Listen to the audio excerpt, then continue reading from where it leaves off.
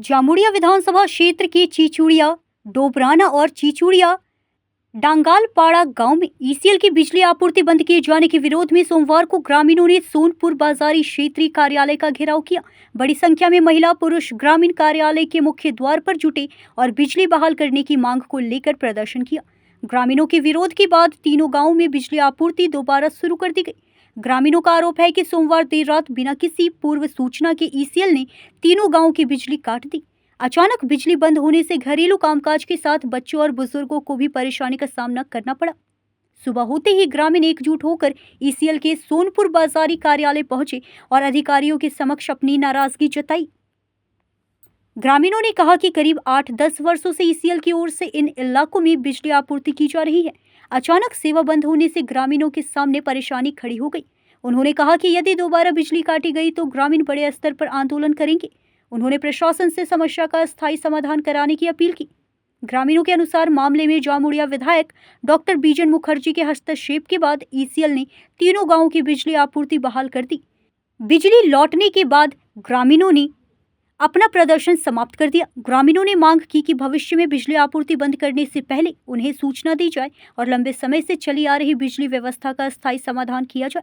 वहीं ईसीएल की ओर से बिजली काटने के कारणों को लेकर आधिकारिक पक्ष सामने नहीं आया है। গ্রামে ইসিএল যে কারেন্ট কেটে দেওয়ার কারণে কি সমস্যা হয়েছে এখন? আমাদের বাড়িতে প্রত্যেকটা বাড়িতে প্রবলেম হচ্ছে, তার মধ্যে বিশেষ করে আমার বাড়িতে একটাই লাইন, আমার মাথা পিছু কেউ নেই, একটা ছোট ছেলে, আমার ঘরে প্রচন্ড প্রবলেম হচ্ছে, আমি অসুস্থ মানুষ, লাইন চাই। স্টেট লাইন আসেনি না, আমাদের স্টেট লাইন নাই, গরিব বলে পয়সা দিতে পারিনি, কেটে দিয়েছে। আমার এইটুকু বাচ্চা ছেলে সারাদিন 24 ঘন্টা ডিউটি করে, আমি একাই রোজ ফ্যামিলি চালাই, আমি কোথা থেকে বিল দিতে পারবো বলুন? আমাদের সবারই তো জমা দেওয়া আছে, একটাই লাইনের ভরসা আমাদের।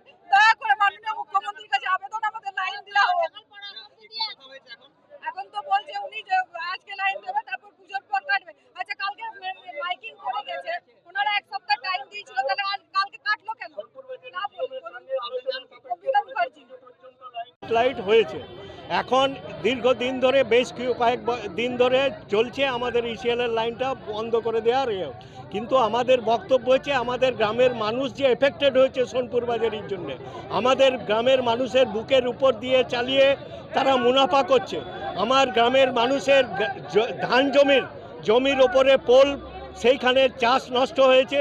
জমির ওপরে ইসিএল পোল নিয়ে লাইন নিয়ে এসেছে, লাইন নিয়ে গিয়েছে, কিন্তু আমরা যখন আমাদের ছেলেদের পড়াশোনার জন্যে, গ্রামের মানুষের সুবিধার জন্যে ইলেকট্রিক লাইন যখন আমরা চাইছি ইসিএলের কাছ থেকে, তারা বলছে আমরা দিতে পারবো না। এই অন্যায়ের প্রতিবাদে আমরা এখানে আজকে সমবেত হয়েছি এবং আগামী দিনে যদি আমাদের দাবি ইসিএল সোনপুর বাজার এরিয়া জিএম যদি পূরণ না করে, আমরা আগামী দিনে আরো বৃহত্তর আন্দোলনে যাব। গ্রামে ইসিএল লাইন কত বছর এসেছে মোটামুটি? তাও কি ইসিএল লাইন 8-10 বছর। আচ্ছা, এখন কতটা সমস্যায় পড়েছেন হঠাৎ করে কারেন্ট কেটে দেওয়ার জন্য? কারেন্টের জন্য আমরা অসুবিধায় পড়ছি। আমাদের স্টেট লাইন প্রায় ম্যাক্সিমাম সময় থাকে না, সেই না থাকার কারণে ইসিএল লাইনটা একটু সুরা হয় ছেলের এডুকেশন বা অন্যান্য নানা কাজে। হ্যাঁ, এরিয়ার ম্যানেজারের সাথে কথা হয়েছে?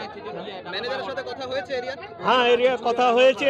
কি বললেন উনি? উনি বলছেন যে এখন আমরা দিতে পারছি না, তো এখন আপাতত কথা হয়েছে। আমাদের বিধায়ক নাকি মেসেজ করেছিলেন, সে বলেছেন যে আমরা ইসিএলের লাইন চালু করব।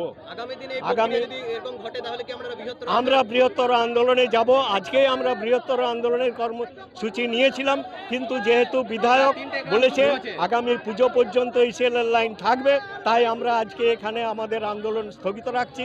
পরবর্তীকালে ইসিএল যদি তাদের শর্ত পূরণ না করে, আগামী দিনে আমরা আরো বৃহত্তর আন্দোলনে যাব। আমার নাম শঙ্কর ব্যানার্জি। जामुड़िया से सत्यनारायण सिंह की रिपोर्ट।